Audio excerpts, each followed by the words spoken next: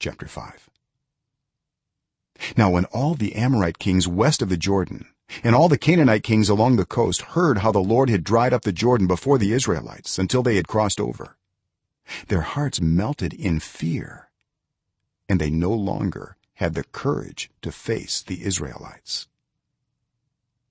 At that time the Lord said to Joshua, "Make flint knives and circumcise the Israelites again." So Joshua made flint knives and circumcised the Israelites at Gibeath Haaraloth. Now this is why he did so. All those who came out of Egypt, all the men of military age, died in the wilderness on the way after leaving Egypt.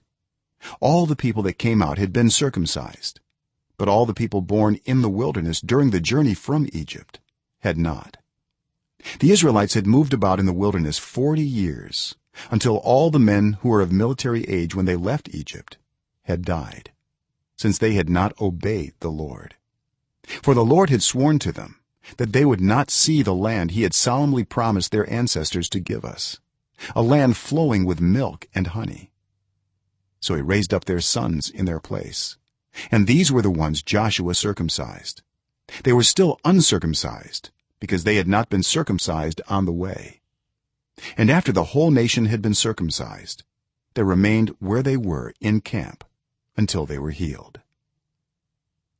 Then the Lord said to Joshua, "Today I have rolled away the reproach of Egypt from you." So the place has been called Gilgal to this day. On the evening of the 14th day of the month, while camped at Gilgal on the plains of Jericho, the Israelites celebrated the Passover. The day after the Passover, that very day, they ate some of the produce of the land, unleavened bread and roasted grain. The manna stopped the day after they ate this food from the land. There was no longer any manna for the Israelites, but that year they ate the produce of Canaan. Now when Joshua was near Jericho, he looked up and saw a man standing in front of him with a drawn sword in his hand. Joshua went up to him and asked, "Are you for us or for our enemies?" "Neither," he replied, "but as commander of the army of the Lord I have now come." Then Joshua fell face down to the ground in reverence and asked him, "What message does my Lord have for his servant?"